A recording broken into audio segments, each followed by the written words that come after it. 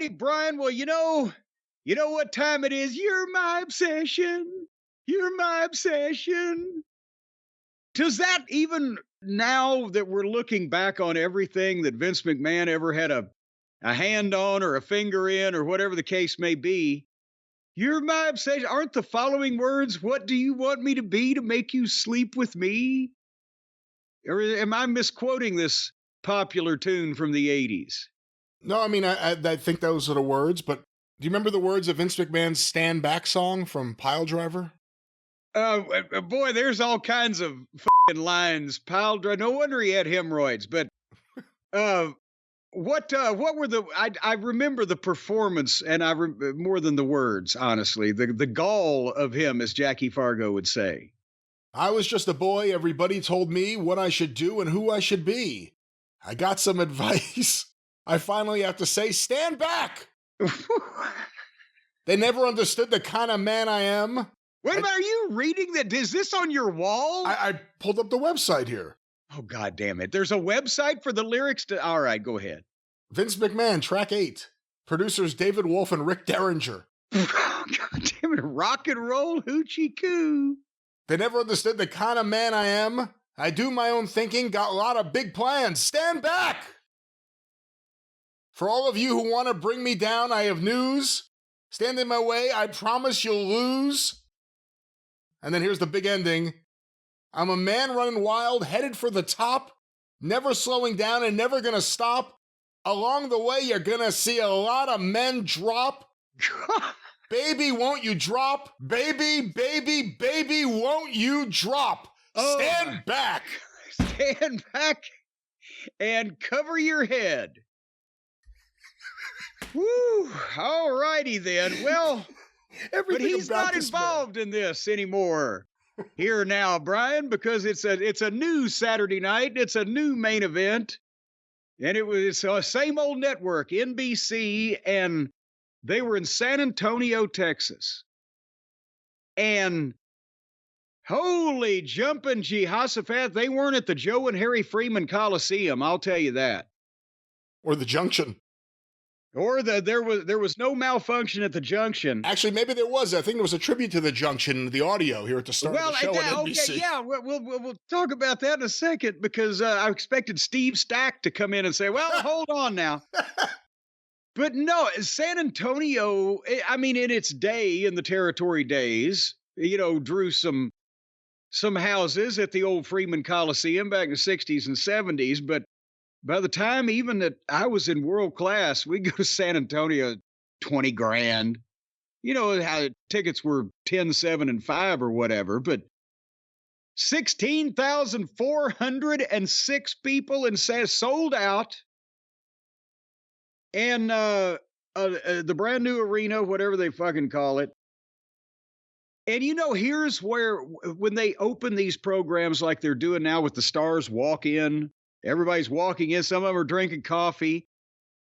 I think Steen ought to come in just eating a fucking Tim Hortons cheeseburger with the wrapper on it and everything.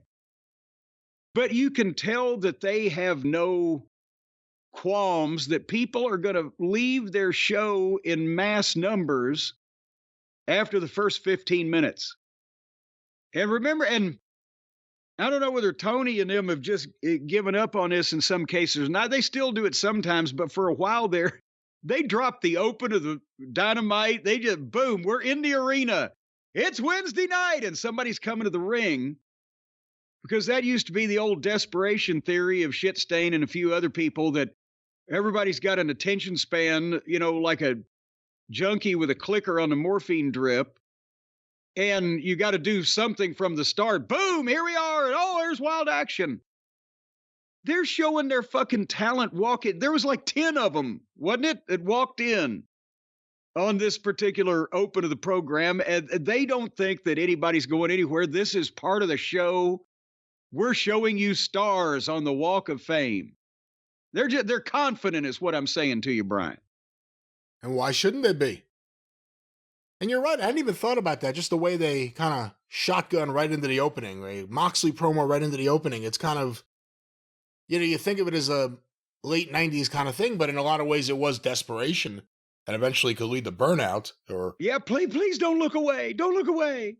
But no, I mean, you wait to see who's going to be the next person walking in. Walking in. Oh my God, who else will be there? And it's always the same people. Oh, it's everyone else who's booked on every other show they do.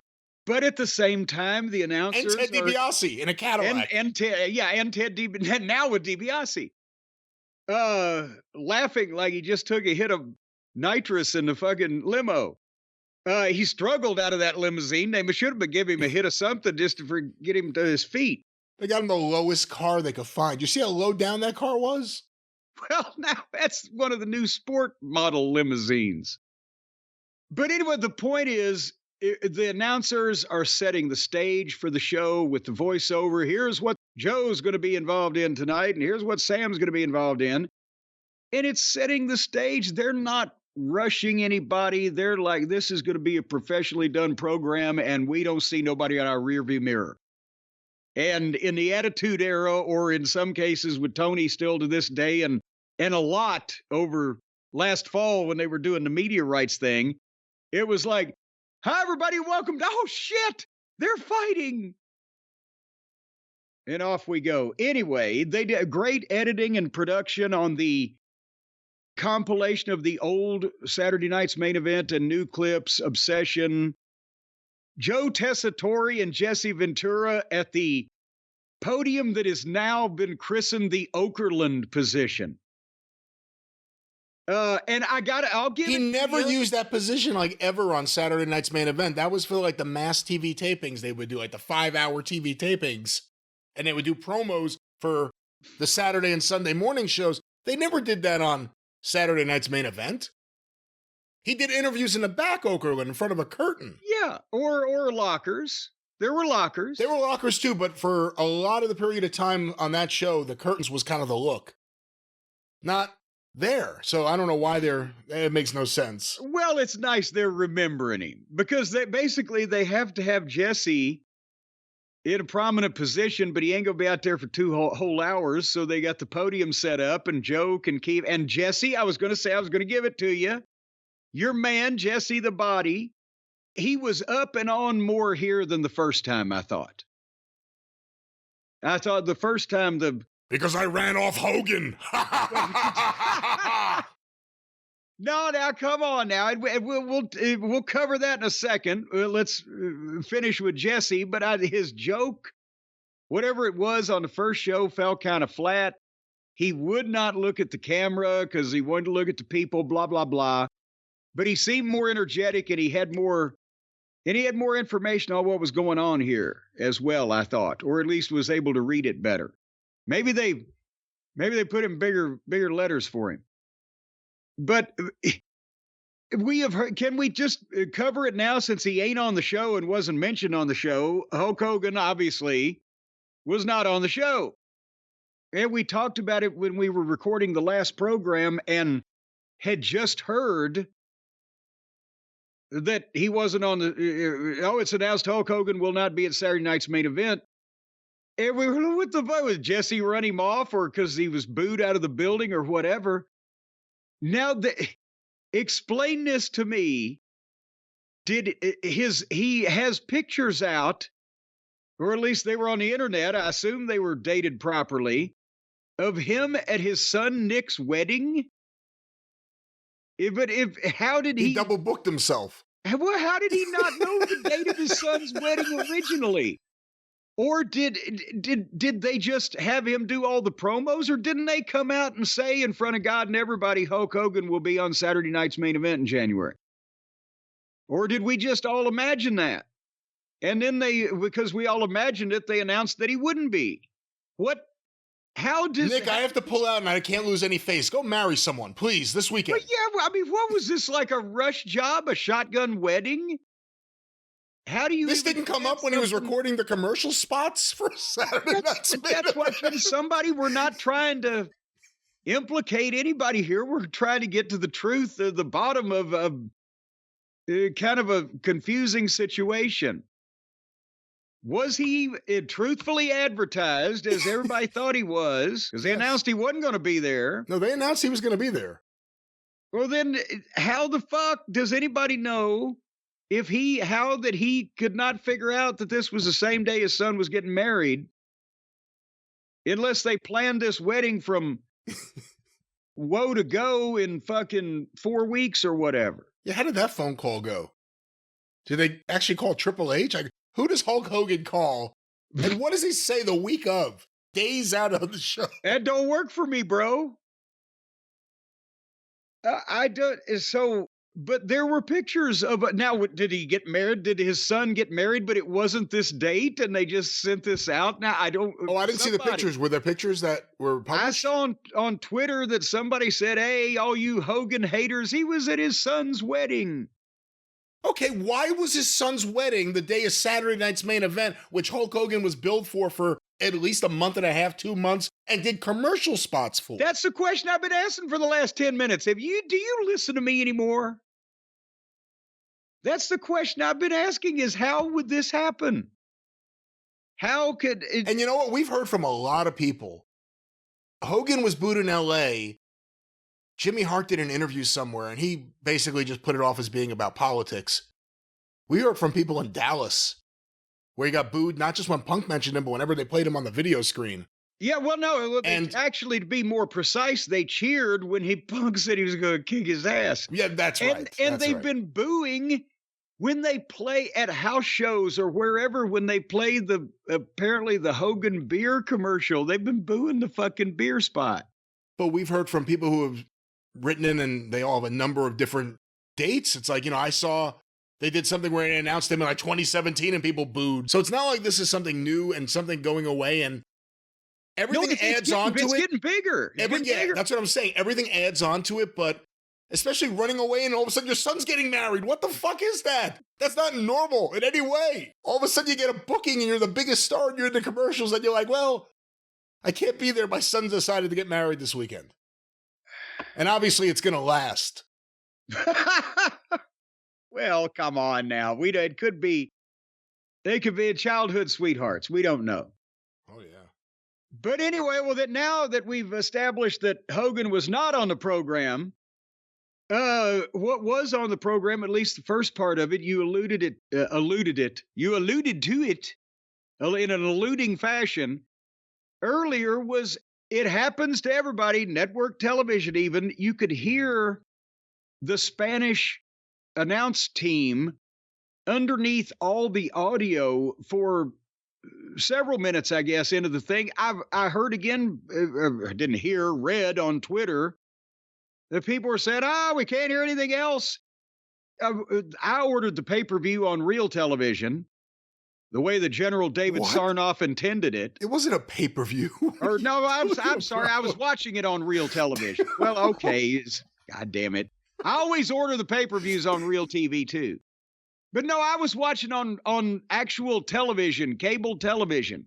So I could hear it underneath everything, but it didn't drown really anything out. But I heard other people, were they streaming on the cock, or what were they doing, that it was like, oh my God, we can't hear anything else but... Oh, no. I think Peacock had no issues. And then I could tell you here on NBC, it was too loud. That's why I went to Peacock. Because they were doing it over Jesse Ventura. It's one thing doing it over the commentary of the match, or, just doing commentary in another language. It was like they were repeating, I guess, or just doing their own intro while Jesse Ventura and Joe Testatori's up there. Well, they weren't even pausing like they were the interpreters. Right. It was just a steady stream of conversation. I don't know, but point is, it was on my apparatus. It was faint, but I could hear it, but it didn't stop me from hearing what everybody was saying. But you were just run out of the room by it.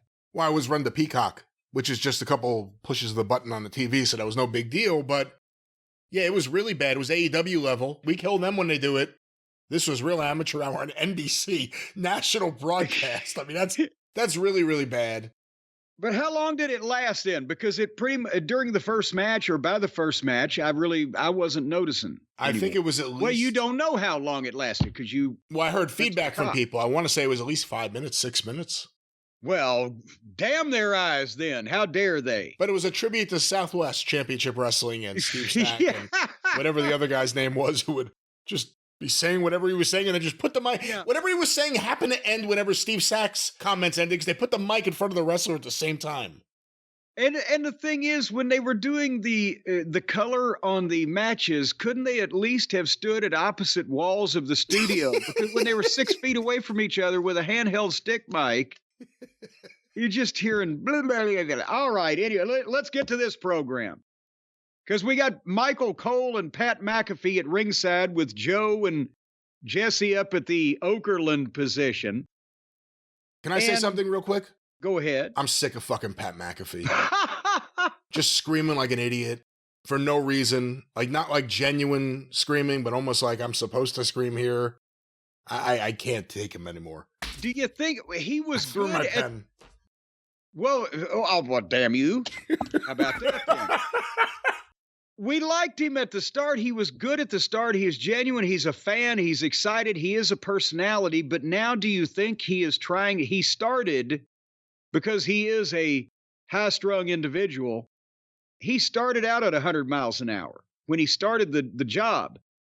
And now every time he comes back, does he feel like he has to be more excited and more over the top to the point where now he's just bouncing off the fucking walls? And he just screams. He just screams, like, oh, fuck, stop. That he's trying to kick it up a notch, but he started at the top of the fucking notch thing. So, you know what? I hate to say it because I know Pat McAfee's the guy making the most money probably of all those commentators, but it probably should have been Wade Barrett or even Corey Graves out there in terms of doing the best job for the show. But I get it. He's the bigger star. They want him on the NBC thing, but yeah, he's the name. Oh my God. Well, now he said good things about you in the past, so you don't need and to. And I deserve him. I'm the great Brian Last, but he was awful on commentary here. Just unbearable. You don't want him to lose faith in you, thinking that, well, maybe one of these days I can impress him. Well, you got to have faith. Oh, you got to have faith. I had faith until I saw that the first match featured the refrigerator, Nia Jax. I got to say that the women's title, the Fridge versus Rhea Ripley, how long before Hollywood discovers Rhea Ripley and she's gone and away out of our lives, on to make the big money and you'll know. Swim in the ocean? You'll know as soon as she starts laser removing all those tattoos. No, that's part of it. I'm telling you, she's going to be the goddamn... After a couple of movies, they're going to be like, hey, you're a good-looking girl. Can you get rid of the fucking tattoos? No, she is going to be some kind of gothic warrioress that's going to have a stray... the Ripley and the Furious, and she's going to do 12 of them and retire to her own island. She'll make $5 billion. Perfect, just like that. I don't know how good this math is. Where did you pull this number? $5 billion. Well, that's because they're going to gross a fucking fortune. And she has a piece of it? Yes, because they're going to have to pay her to have her out there with the sword and the fucking motorcycle. Sword, and the motorcycle. And all these things that she's slaying all the post-apocalyptic fucking mutant minions with. She has a sword and a motorcycle? She's got a motorcycle and a sword and a cannon. Hold on, is she and you know what? It's a double barrel cannon. Does she just wheel it along with her motorcycle? How does that work? It's propped on the front of the motorcycle, and while she's got her hands on the fucking motorcycle fucking handlebars, she sticks her tits into the end of the double barrel cannon to fire it. You've crossed the line. Well, no, because there's the buttons in there, and boom, and it's her booby cannon. You know, Hollywood's still not making titty cannon movies. Well, that's... At least not since Russ Meyer died. The field is wide open. Well, again, anyway, we'll just see about that. The sword on a motorcycle, though, that could... Yeah. The double barrel cannon and a loaded boot. A loaded boot? A loaded boot that when she fucking taps the heel, then she can kick somebody and the toe of the boot explodes. Oh, so how does that not kill her? Well, because she's kicking the motherfucker with the blowing up foot. But how big is this explosion that it just would only kill the one person and not damage the other person? Oh, she's kicking him in the head. She just limps off. All right. Well, you know what? I actually, this was a good match. I enjoyed it, but I'm really enjoying the talk about this Rhea Ripley It's not trilogy of films. It's a. And no, it's an entire franchise. I'm telling you, it's going to go on and on and on, much like this impromptu bit. But they did have a match, which, and I agree with you. I didn't mind this as normally as much as I mind the refrigerator, because they kept it moving. It was short. It didn't overstay its welcome. And they kept it moving. And Rhea, again, is somewhat sturdy enough to bear up under some of the refrigerator's balance issues. And she's over like crazy. They're chanting, "Mommy, mommy."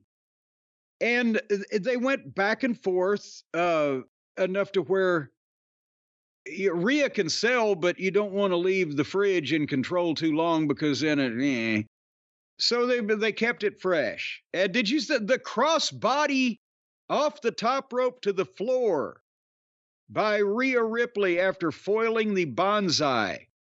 She's actually a grown adult person.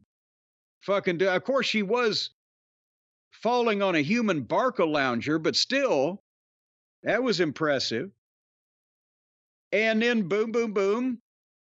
Finally, the fridge took over and hit a bonsai drop and went for another one. And Rhea was up after that bonsai, which lays everybody else out, but she withstood it, got up under her crotchal area and got the electric chair, a kick to the head. And the riptide came in low this particular night, but at least it came in. She got the riptide on her. Boom. 1, 2, 3. And it wasn't 10 minutes, and I think it was perfect. Yeah, good match, and it looked like a struggle. And Rhea handles Nia Jax. In some cases, I mean, if you talk to Rhea, it may have been. And Rhea, not Nia. Rhea? Nia's not even her name. Nia's her name. Nia on a night. No, Rhea handles Nia Jax better than most, and she does power moves with her. And again, it looks like a struggle, and I'm sure it is. But she gets the best out of her, I think. Since Britt Baker is MIA, maybe Rhea Ripley could get the dentistry degree for pulling teeth, having a match with the. But anyway, yes, I applaud. Hold on, let me applaud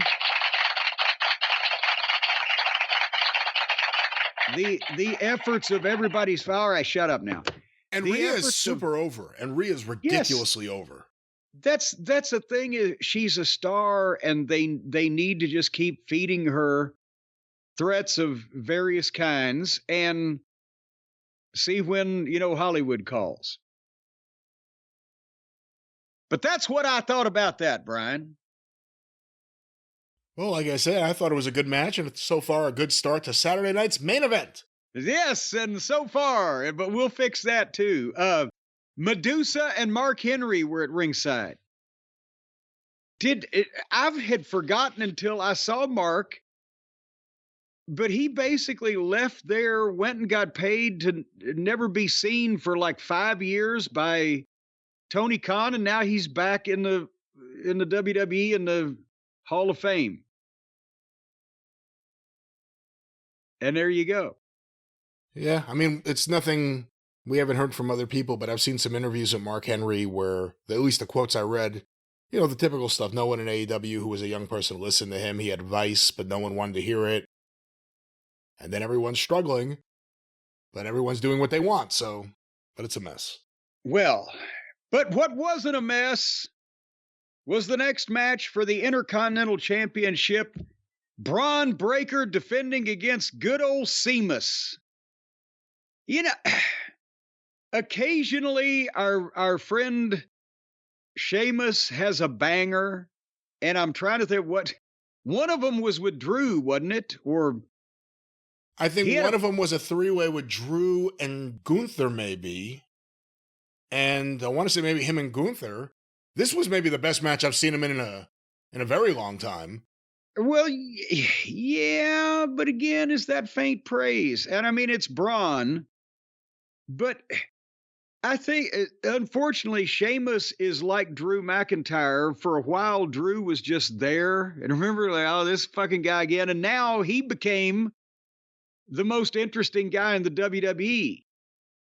And Sheamus is just there, and he's been there, but he ain't changing anything. He ain't got a tan. He still wears his ruffian outfit, and he beats on people's chests and has banger after banger after banger. But I mean, there's nothing wrong with what he's doing, but is it old? Is it not that exciting? And is it just, it needs a break? What is the problem here? He's been there a long time. Jesse Ventura on commentary talked about, and maybe that's one of the reasons why I liked the match so much was Ventura. But he talked about, he was at some show where Sheamus won a battle royal or something. And that was over 10 years ago. He's been there a long time.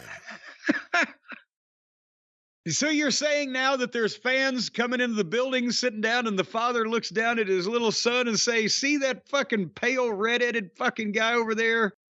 Boy, when I was a kid, he had a banger. Yeah, I don't know. I mean, again, you don't want to advocate for people just being fired, and you don't want Tony just to hire everyone WWF. Let's go, but they got to do something different with Sheamus just to make him interesting. You paint him if you have to. Paint him? Paint him. Tan him.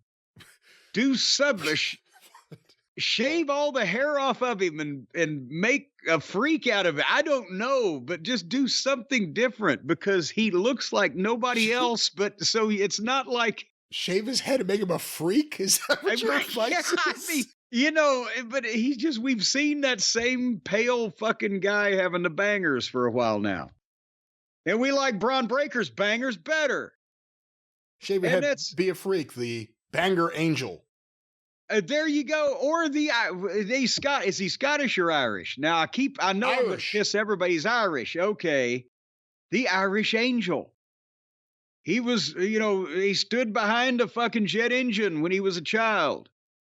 And it scalded all. This is a Jack Pfeffer story for the Lady Angel. It scalded all the hair off of his body, ladies and gentlemen, and stripped him of pigment.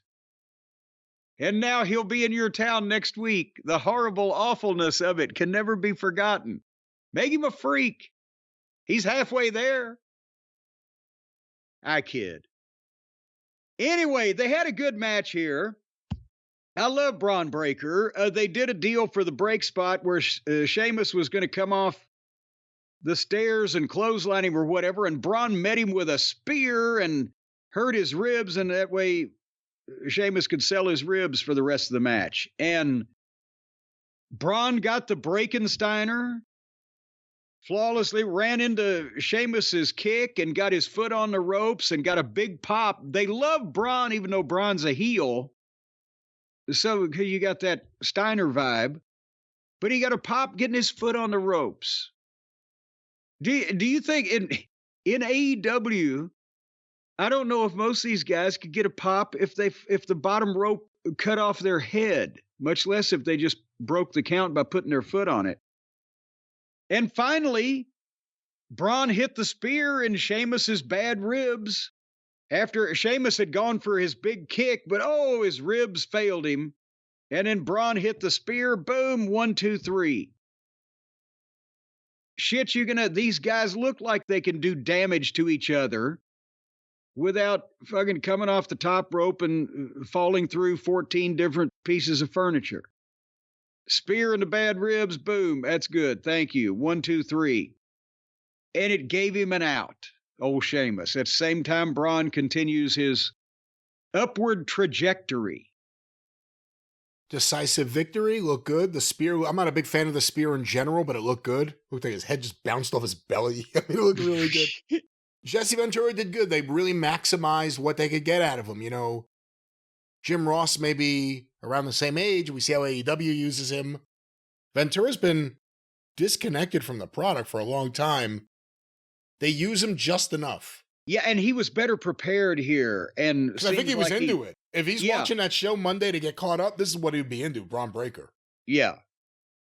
So, and plus, I'm sure the story was that he didn't like to do a lot of preparation in WCW, whereas Jim Ross was a preparation freak, and that was start of friction there. But 30 years later, and he isn't in the building every week, I'm pretty sure he for network television, he put the study in on this one. So, yes. So, I didn't mean to be so hard on him on the first one, but I was like, it just seemed to me like he sounded a little old. But on this one, he still got a little old in his voice, but he's got some piss in his delivery. Speaking of pissing in your delivery, Shawn Michaels was up next. Boy, Brian, the guys who were so good looking and such sex symbols 30 years ago, they must regret it now because they had so far to fall. Whereas I look reasonably similar, even skinnier, than the way I did 30 years ago because there, wasn't much to write home about then to begin with, but I didn't have so far to fall. Well, plus you're probably more attractive now because you're a multimillionaire. Well, that does lend me some type of animal magnetism, and it's hard to quantify. That changes anything. But speaking of changing anything, boy, howdy. Michaels with gray hair and 160 pounds with a cowboy hat. He did the sexy boy entrance, but it didn't look as salacious as it once did. But at least he didn't jump up and down humping anything with his pants stuffed in the front with a giant cod piece. Well, Vince wasn't there to enjoy it. Anyway, Shawn Michaels made his entrance, and Ted DiBiase, Dory Funk Jr., and Hacksaw Duggan were at ringside. Probably if you'd have given them fucking tomatoes, they could have each had reasons for pelting Michaels, but some cameraman being yelled at by Marty Funk. Hey, wait a minute. No, I kid.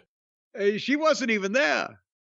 Duggan, no matter where he goes to this day, the USA immediately got them all going, and then the hoe, and it still works. Ho. But again, we said Marty wasn't there, so what are you talking about the hoe? Oh, come on now. So, Michaels was hosting the contract signing. And he made it clear that he had one job there to get these contracts signed between Owens and Cody Rhodes, and Nick Aldis couldn't do it, but I'm going to do it. And he introduced Kevin Owens, and Owens comes out in a Cody Sucks Eggs shirt as a tribute to Terry Funk. You remember that shirt, Brian? That's right. Funk's in Florida, 79? That's right. Pete Lederberg owns those photos. I thought you were going to say Pete Lederberg owns that shirt. He owns those eggs. Well, and I'll tell you what, he sucked on a few of them too. What? Will you be nice? What is wrong with you? Pete Lederberg sucks eggs. I have it on good authority from Terry Funk and Kevin Owens.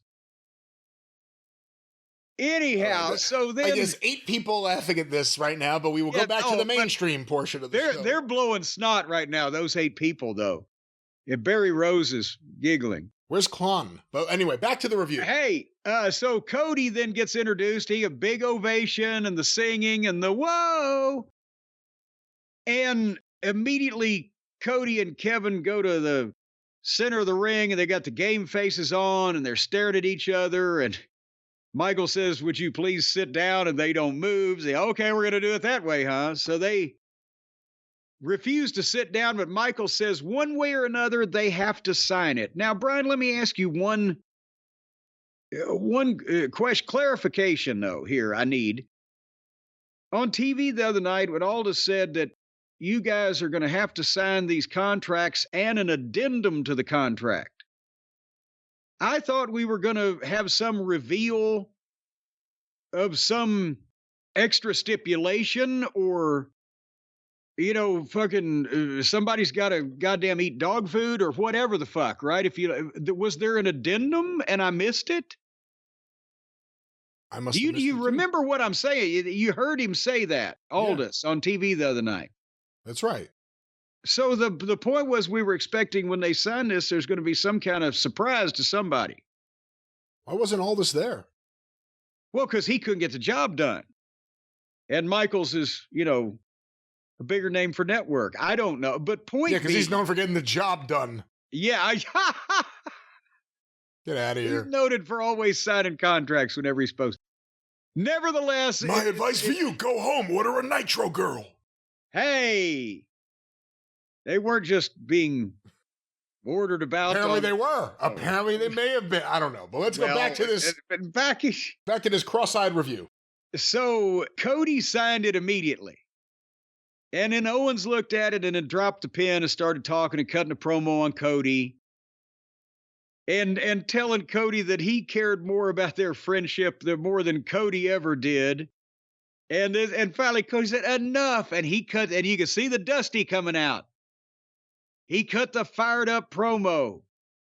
I'm focused on who I'm defending this title against at WrestleMania. I need to get you out of the way. So just sign a contract. He almost said fucking. I almost said fucking. Sign a fucking contract. He should have said fucking. And Owens is like, I'm the true champion. I'm going to win. I'm going to get everything that I deserve because I deserve it. And Shawn's like, dude, you just sound jealous. And I said, Mr. Pot to Mr. Kettle. I don't think that Shawn Michaels has any goddamn room to, when somebody's bitching about what somebody else got. The irony was all over this. And then Owen started knocking Michaels. Well, I won't do this. I won't lose my smile. And so then Owen signed the contract and put it back in the deal and smacked Shawn Michaels in the chest with it. And then Michaels calls for the referee to hang the belts above the ring at the contract signing. Yeah, it's not like they're going to keep going up in the sky to the other building. Yeah, because they were in San Antonio. Here, Indianapolis, that's where they would have to go sideways to the east. So the referee hung the belts, and at Royal Rumble, one man will climb the ladder and walk out champion. And Michael shakes Cody's hand, and then immediately Owens punches Cody in the face and spins Michaels around and goes for the package pile driver.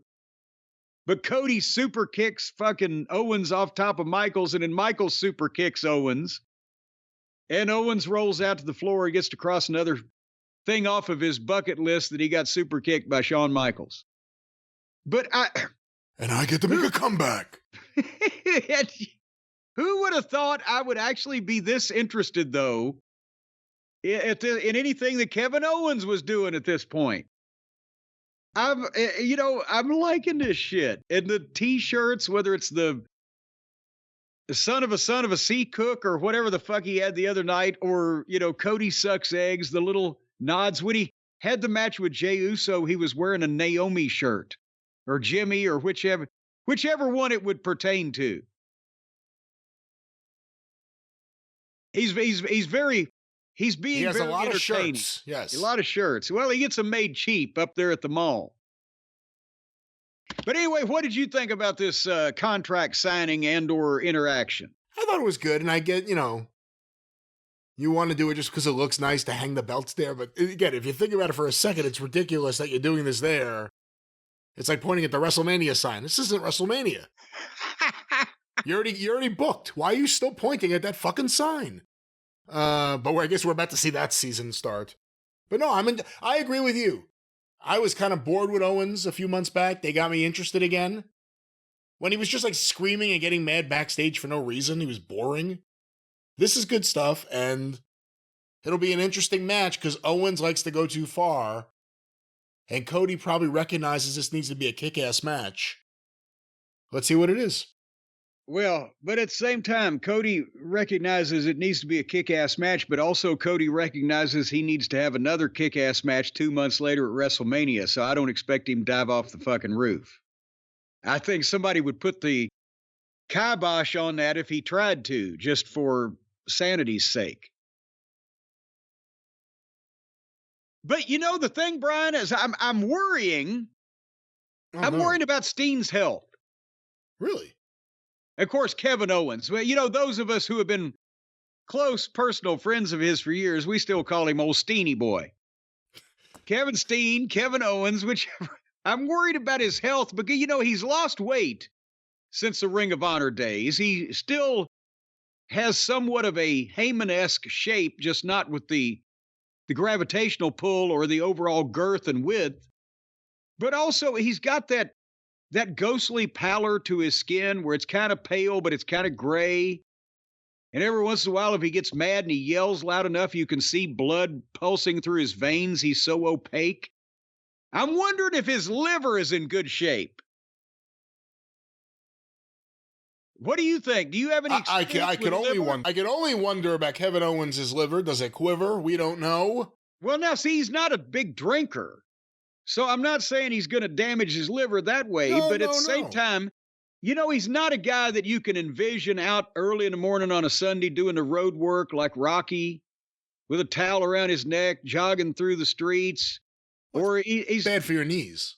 Well, and that's another thing. It's not like he's a spring chicken anymore either. And, he ate a lot of that Tim Hortons because he's Canadian, and that shit'll turn your liver into fucking sludge in a heartbeat.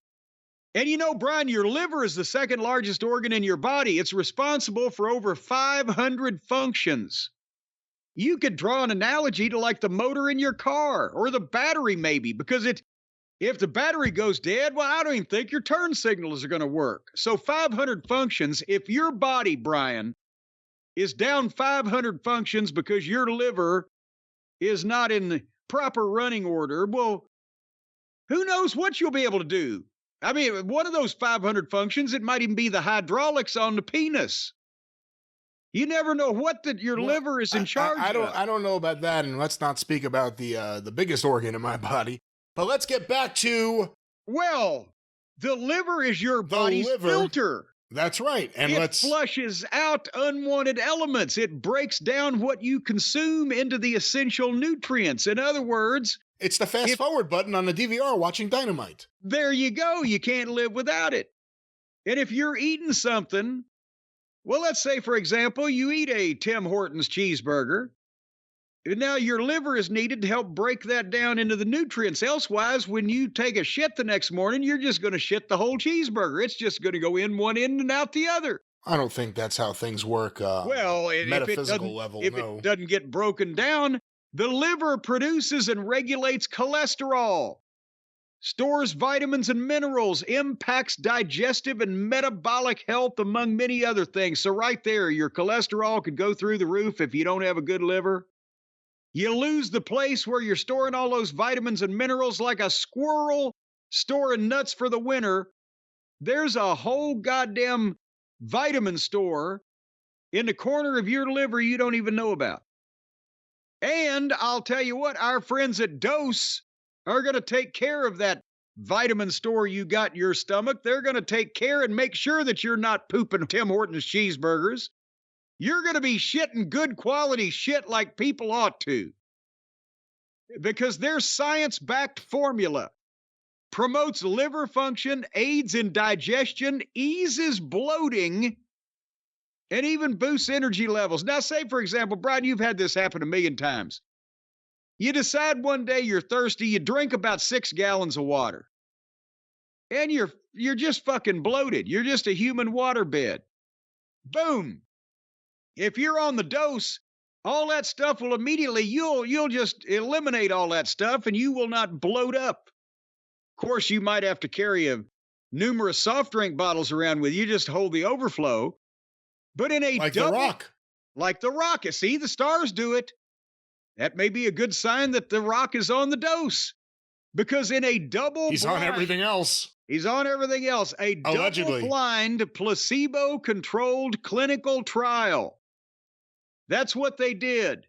They got 2 blind people, and they gave them fake drugs, and then they put them in a clinic, and they fed them Dose for your liver.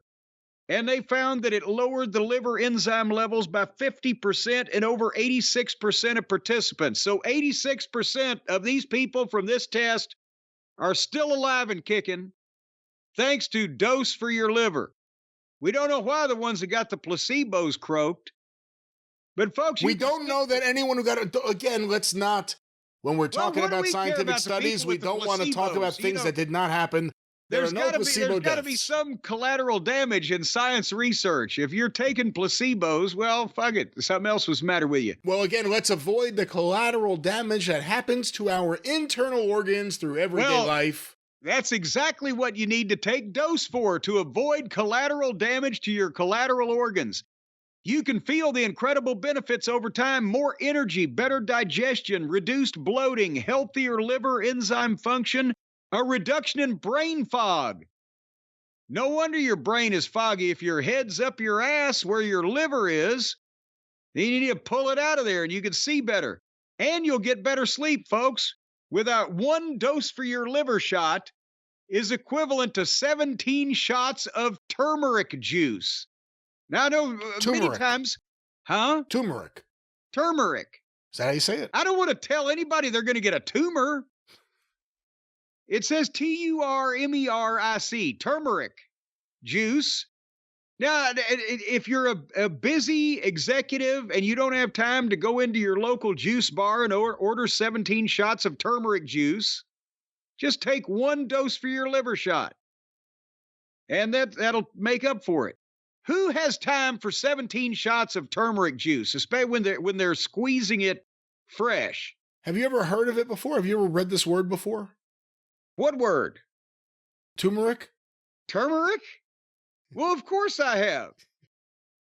It's an old Hindu word. No, it's not. You don't read old Hindu texts. What the hell are you talking about? Well, yes, that's where they have the turmeric mines. Oh yeah, Bhagavad Gita, Jim Cornette. Let's hear more about your Hindu studies. No, that's what there was a big trade before the big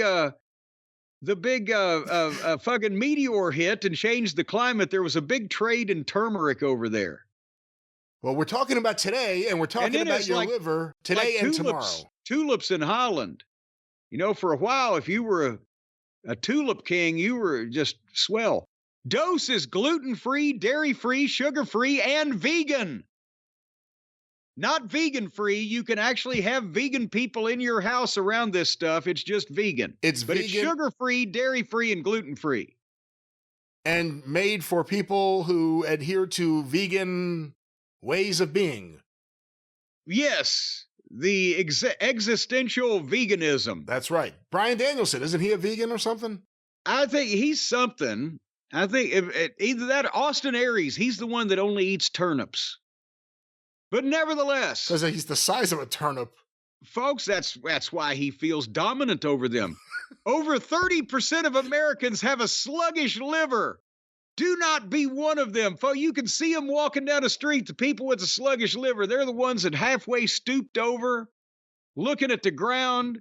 Every once in a while, they'll burp and spit up some type of slime and foam.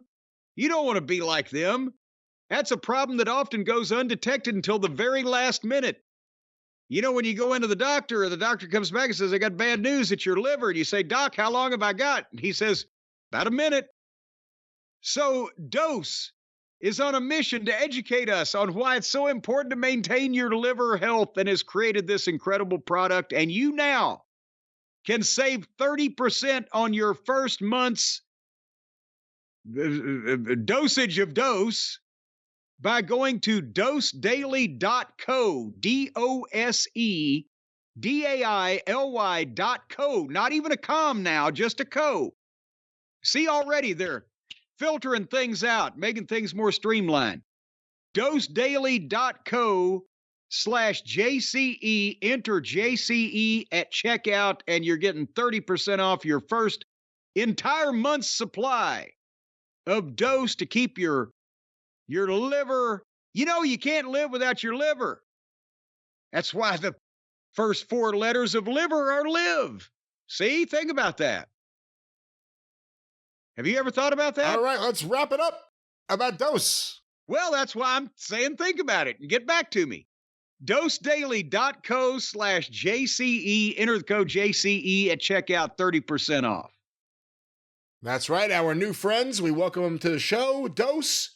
You'll be hearing more about them and Dos Caras in the weeks ahead. But Dose. And Bish, that's DOSE now, not DOS, as in Dos Caras. back to Saturday night's main event. Well, you know, my boy came up next. My boy Jacob Fatu, my son. My boy, my adopted son. If only someone had known before 6 months ago that Jacob Fatu could get over like this. If only some bright beacon of knowledge, a shine of, if Captain Lou Albano, the guiding light, was still around, he could have told him, but nobody knew until suddenly he burst upon the scene. You know, I hate to say I told you so, Brian. Well, you were certainly the loudest and the first and the biggest champion of his for years, and if you remember years ago under the different regime, we heard that they refused to hire him because of his criminal record in the past.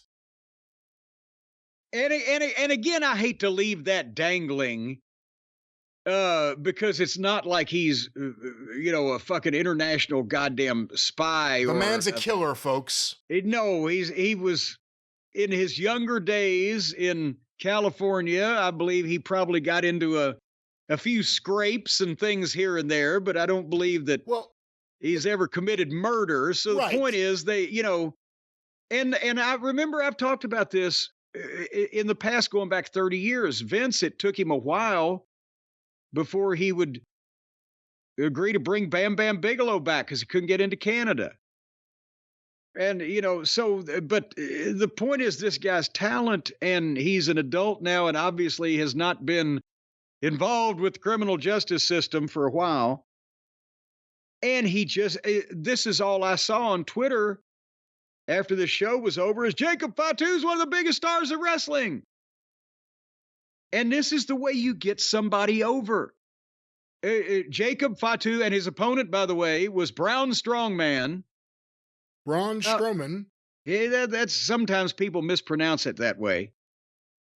And yes, he's been a guy that they've used at a top level on and off for a while there in the past. But right now, he's not particularly that integral, but he has some cachet with the audience, and he is ginormous. So you use this guy. You don't just humiliate him, but you give him some ability to fucking take care of himself, and then the heel turns the tide in some kind of way and then takes advantage of it, and you lay this big son of a bitch out and you get over. And it's, as Kevin Sullivan would say, it's not that hard. But this is the way you do it. Executing it properly is more difficult, but the concept, this is the way you get a guy over. They went about a minute and a half to a break when the match started, and they were mostly having a big man style match. And old Braun is very Vince McMahon style WWE in that, I think when you only see him every once in a while, it's better. It's like Andre. But I think they've got pretty much all of the personality they're going to get out of him, haven't they? They certainly killed him dead here. I mean, I don't know what the comeback is from here. Well, the comeback from here would be after he's off TV for however long. If he comes back, if he wants to have another shot at him, they could beat him again. He was just off TV. Well, but he was hurt for real, I think, for a while there, wasn't he? So they immediately do an angle hurting him again to get him off TV? Yeah, well, because the thing, he's in the middle of nothing. He's, with the roster they have right now, he's big. He's a big guy, but is he necessary at this point? Boom, so you use him to get the guy that is necessary at this point over, and then send him back. And then you got an idea for Braun later on, and you bring him back and do something else, maybe. Whatever the fuck. But are they getting Jacob Fatu over like a Jimmy Snuka, where he became the heel that was cool to like, to the point where when he turned, everyone was ready for it and they wanted it already? Yes. Are they setting it up right now? Well, I don't know if they're doing it on purpose, because they didn't really do that with Jimmy Snuka on purpose, but that is sometimes the effect, and they will go with that when it's time, but they don't need to rush it. Because the more that he beats people up in this exciting of a fashion, the more the people are going to like him anyway. And you can hear already people chanting or people whatever. But to tell the folks who didn't see this program what he did, old Braun ran around the ring. I'll use run in quotation marks. Remember a couple months ago, he ran around the ring and ran by the guy, and the guy just took a bump on his own. He didn't even touch the guy. But he ran around the ring and tackled Jacob over the announce desk, and then he tried again, but Jacob Samoan dropped him on the announce desk. Did you see Jacob go over the desk? Yes. Like head over feet, like just like a rolling ball of fucking fire. Well, yeah, your head, you're usually over your feet. But just, I mean, you don't really see people tumble like that over the table usually. It was a hell of a bump. Well, he's a hell of a man. Okay, we're getting nowhere here, folks. He's a hell of a man. Big Jacob, big bad Jacob. So anyway, but I think actually Braun needs to drop the choo-choo run around the ring since Braun started doing it, and he does it like a goddamn Maserati where Braun does it like a fucking pickup truck. But then Jacob gave him 6 asses in the face. Just boom, boom, boom, and over in the turnbuckle. And finally, the referee gets in between like no more. So Jacob shit cans the referee and gives him 2 more asses in the face. And the referee disqualifies it. And the fans were booing because they wanted more ass in the face. And that's the point, is that we've lost the ability to really get heat on a really talented heel for beating up a kind of a baby face. They want to see this shit, and especially the Jacob stuff, the ass in the face and the moonsault. So Jacob threw the chair in. He's going to kill him. Here comes Aldous and security. And Fatu breaks free and does the moonsault, gets a big pop, and now Braun is bleeding from the mouth. And he hits him with another moonsault and gets a big pop. And then Tama Tonga shows up to try to get Jacob out. And the people are chanting, Fatu, Fatu. And he comes back in and does moonsault number 3. And finally he leaves and Braun is coughing up blood and everybody's fucking verklempt. And the people, it's excitement. He's chaos. This is the kind of shit that gets somebody over. So I thought this was very well done, even with our friend Mr. Strongman involved. You know, this was really well done, and the blood from the mouth was something you usually don't see to that level on broadcast TV for WWE, but let alone on Monday night or anything. And see, at least he didn't spit the whole rubber out. And not having Solo there is helping Jacob and also Tama get over their personalities a whole lot more. I think Tama, or Tommy Tonga, as they call him, I think that he's better off without Tonga Loa, and Jacob has more room to get over without Solo. And then we said, what are they going to do? You know, with Solo, with the whole secondary bloodline, blah, blah, blah, after that kind of got blown off, is maybe Solo going to come back more contrite, and Jacob says, fuck you, I'm taking over. We got Jacob and Solo. Who knows? They got a million ways to go. We got a long way to go. No, we don't. A short time to get there. No, we don't. I think we're at the end or close to the end. No, we're close to the end. Arn and Tully were at ringside. The Brain Busters. Oh, they were the Brain Busters for 12 months. But was it McAfee at least did mention the Four Horsemen, I think. One of them mentioned the Four Horsemen. However, the Brain Busters were on multiple Saturday Night's Main Events. Well, yes, I know. In 1989. And it was nonstop great matches. Them and the Rockers, them and Demolition. Thank you, Randy McNally. That was great stuff. They didn't bring up the Tully. I mean, more than Saturday Night's Main Event. I mean, I guess it's WWE. They wouldn't bring it up.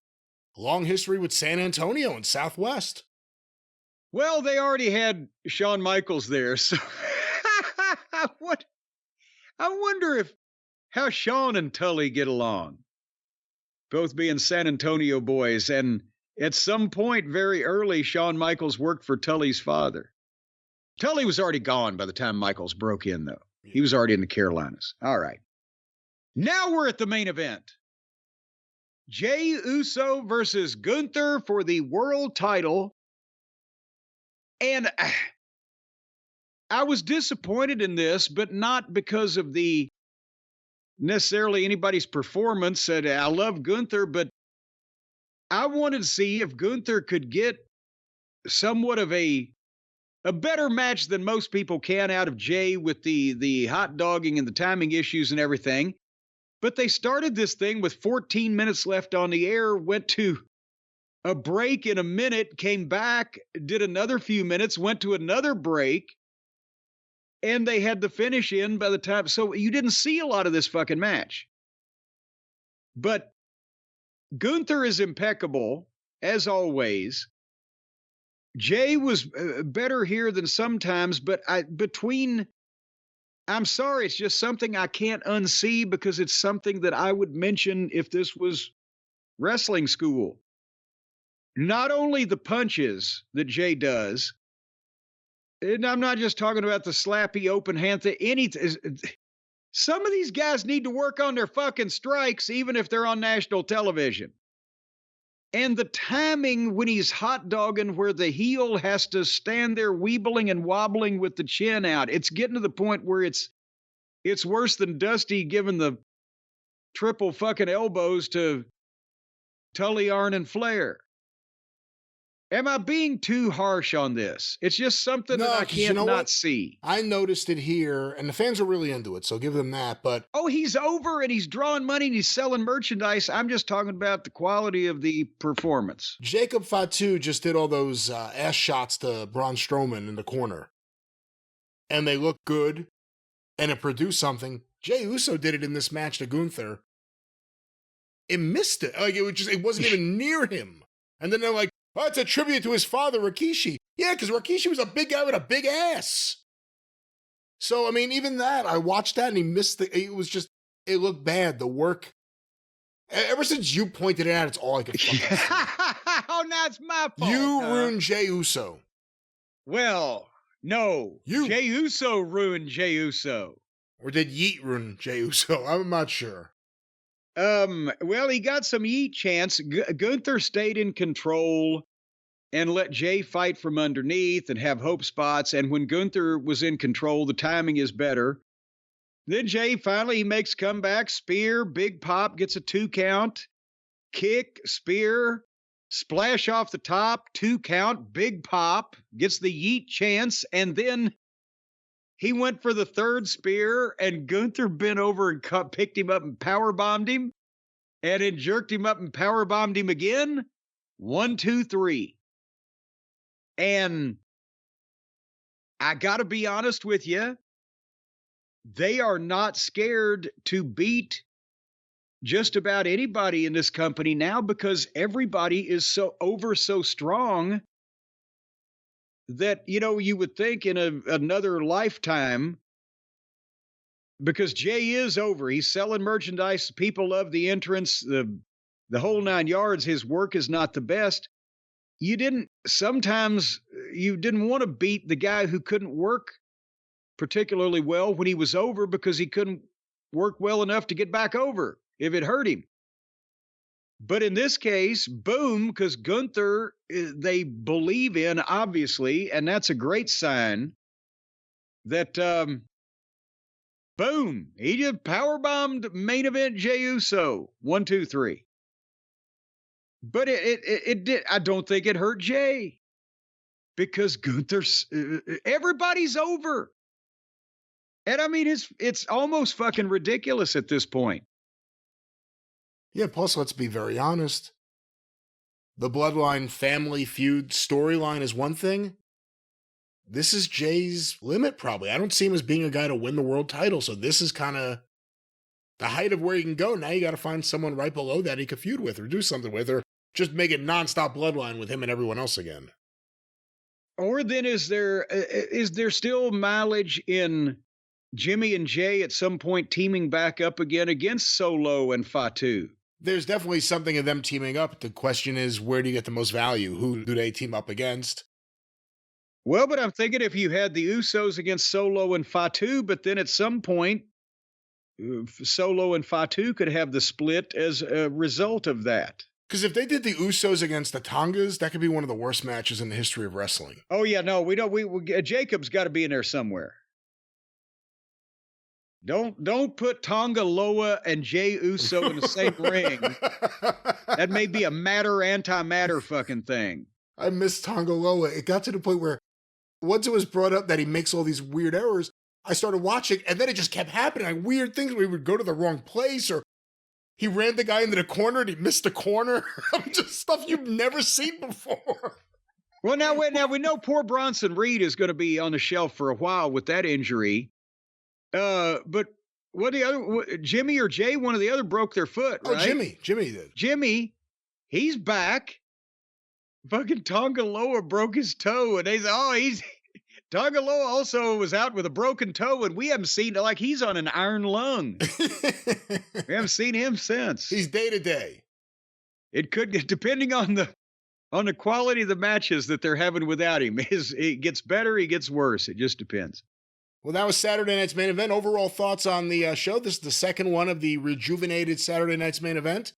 A retro feel, the retro ropes. I like the ring microphone coming down, and it's almost like a faux MSG kind of look, which Saturday night's main event never really had, actually. But what do you think of the second edition? It's retro. I like that owl way. I'm telling you, they're going to go at some of these. They're going to go somewhere where some drunk guy's going to try to punch somebody. And then they're going to feel like the heels used to in the old days every night of the week. I like that narrow aisle there. You can tell they're looking. They're like, is somebody going to throw something in my face? It's bound to make you nervous when you haven't experienced that. But overall, I thought this was a good show. It didn't last too long. There were main event matches. There's stars on the program, and they've got a ton more that they didn't even have to put on here. And we got the Royal Rumble coming up in several days now. Have they announced like everything that's on the show? I don't think we need to know anymore, do we? You got all these fucking guys in the Royal Rumble that want to kill each other, and you got Cody and Owens in the ladder match, and the Women's Rumble. Joy. 10 wrestlers so far have announced themselves for the Men's Royal Rumble. 7 women.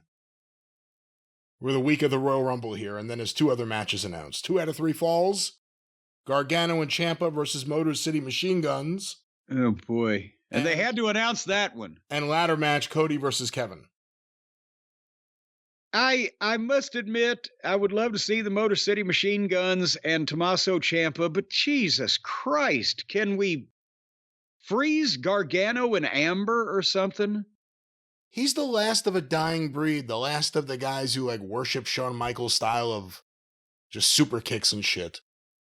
So, but that wasn't Michaels' style. It's just what they imitated from him. That's right.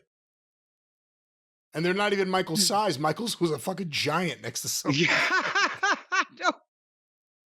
Michaels is 6 feet tall, even though he wasn't particularly heavy in the body weight. But anyway, but it was a good show. It's on NBC network television a week before a fucking pay-per-view / premium live event in a stadium with 50-something thousand people in it.